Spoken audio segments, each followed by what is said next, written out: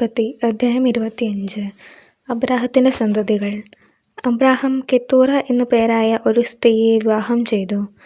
അവളിൽ അവന് സിമ്രാൻ, യോക്ഷാൻ, മെദാൻ, മിദിയാൻ, ഇഷ്ബാക്ക്, ഷൂവാഹ് എന്നിവർ ജനിച്ചു. യോക്ഷാന് ഷെബായും ദദാനും ജനിച്ചു. ദദാന്റെ മക്കളാണ് അഷൂറിം, ലത്തൂഷിം, ലവൂഷിം എന്നിവർ. മിദിയാന്റെ മക്കൾ ഏഫർ, ഹനോക്ക്, അബീദ, എൽക്ക എന്നിവരാണ്. ഇവർ കെത്തൂറായുടെ സന്താനങ്ങളാണ്. അബ്രാഹാം തനിക്കുണ്ടായിരുന്നതെല്ലാം ഇസഹാക്കിന് കൊടുത്തു. തന്റെ ഉപനാരികളിലുണ്ടായ മക്കൾക്കും അബ്രാഹാം ധാരാളം സമ്മാനങ്ങൾ നൽകി. താൻ ജീവിച്ചിരുന്നപ്പോൾ തന്നെ അവരെല്ലാം മകനായ ഇസഹാക്കിൽ നിന്നും ദൂരെ കിഴക്കൻ പ്രദേശത്തേക്ക് അയച്ചു. അബ്രാഹത്തിന്റെ ആയുഷ്കാലം 175 വർഷമായിരുന്നു.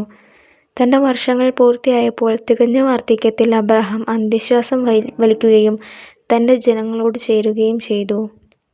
മക്കളായ ഇസഹാക്കും ഇസ്മായേലും മാമറയുടെ എതിർവശത്ത് സോഹാർ എന്ന ഹിത്യന്റെ മകനായ എഫ്രോണിന്റെ വകയായിരുന്ന മക്പേല ഗുഹയിൽ അവനെ അടക്കി.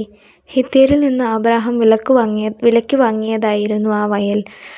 അവിടെ അബ്രാഹാം ഭാര്യ സാറായോടൊപ്പം സംസ്കരിക്കപ്പെട്ടു.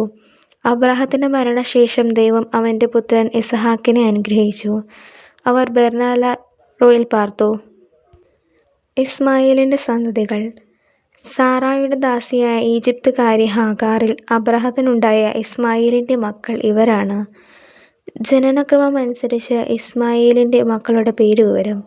ഇസ്മായേലിന്റെ കടിഞ്ഞൂൽ പുത്രൻ നെബായോത്ത്, തുടർന്ന് കേദാർ, അദ്ബേൽ, മിക്സാം, മിഷ്മ, ദൂമ, മസ്സ, ഹദാദ്, തേമ, യതൂർ, നഫീഷ്, കെദേമ. ഇവരാണ് ഇസ്മായേലിന്റെ പുത്രന്മാർ. ഗ്രാമങ്ങളും ആസ്ഥാനങ്ങളും അനുസരിച്ച് അവരുടെ വംശങ്ങളിലെ 12 പ്രഭുക്കന്മാരുടെ പേരുകളാണിവ. ഇസ്മായേലിന്റെ ആയുഷ്കാലം 137 വർഷമായിരുന്നു. അവൻ അന്ത്യശ്വാസം വലിക്കുകയും തന്റെ ബന്ധുക്കളോട് ചേരുകയും ചെയ്തു. ഹവില മുതൽ ഷൂർവ വരെയുള്ള ദേശത്ത് അവർ വാസമുറപ്പിച്ചു. അസീറിയയിലേക്കുള്ള വഴിയിൽ ഈജിപ്തിന്റെ എതിർവശത്താണ് ഷൂർ. അവർ ചാർച്ചക്കാരിൽ നിന്നെല്ലാം അകന്നാണ് ജീവിച്ചിരുന്നത്. ഏസാവും യാക്കോബും. അബ്രാഹത്തിന്റെ പുത്രനായ ഇസഹാക്കിന്റെ വംശാവലി. അബ്രാഹത്തിന്റെ മകൻ ഇസഹാക്ക്.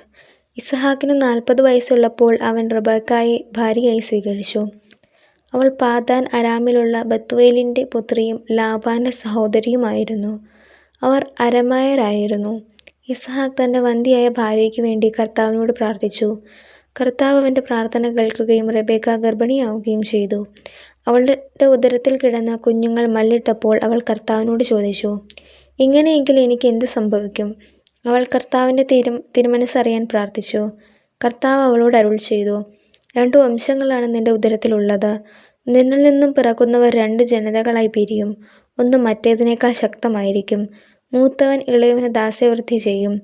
അവൾക്ക് മാസം തികഞ്ഞപ്പോൾ അവളുടെ ഉദരത്തിൽ 2 ശിശുക്കൾ. ആദ്യം പുറത്തു വന്നവൻ ചെമന്നിരുന്നു. അവന്റെ ദേഹം മുഴുവൻ രോമക്കുപ്പായം ഇട്ടതുപോലെയായിരുന്നു. അവർ അവന് ഏസാവ് എന്ന് പേരിട്ടു. അതിനുശേഷം അവന്റെ സഹോദരൻ പുറത്തു വന്നു. ഏസാവിന്റെ കുതികാലിൽ അവൻ പിടിച്ചിരുന്നു.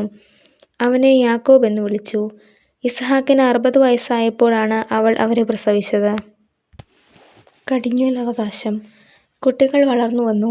ഏസാവ് നായാട്ടിൽ സമൃദ്ധനും കൃഷിക്കാരനുമായി. യാക്കോബ് ശാന്തനായിരുന്നു. അവൻ കൂടാരങ്ങളിൽ പാർത്തു. വേട്ടയാടിക്കൊണ്ടുവന്നിരുന്ന മാംസം തിന്നാൻ കിട്ടിയിരുന്നതിനാൽ ഇസഹാക്ക് ഏസാവിനെ വളരെയധികം സ്നേഹിച്ചിരുന്നു. റബേക്കായ്ക്ക് യാക്കോബിനോടായിരുന്നു കൂടുതൽ സ്നേഹം. ഒരിക്കൽ യാക്കോബ് പായസം ഉണ്ടാക്കിക്കൊണ്ടിരുന്നപ്പോൾ ഏസാവ് വിശന്നു തളർന്ന് വയലിൽ നിന്നും വന്നു. അവൻ യാക്കോബിനോട് പറഞ്ഞു, ആ ചെമന്ന പായസം കുറച്ച് എനിക്ക് തരിക. ഞാൻ വളരെ ക്ഷീണിച്ചിരിക്കുന്നു. അതിനാൽ അവന് ഏദോം എന്നു പേരുണ്ടായി. യാക്കോബ് പ്രത്യുവചിച്ചു, ആദ്യം നിന്റെ കടിഞ്ഞൂലവകാശം എനിക്ക് വിട്ടുതരിക.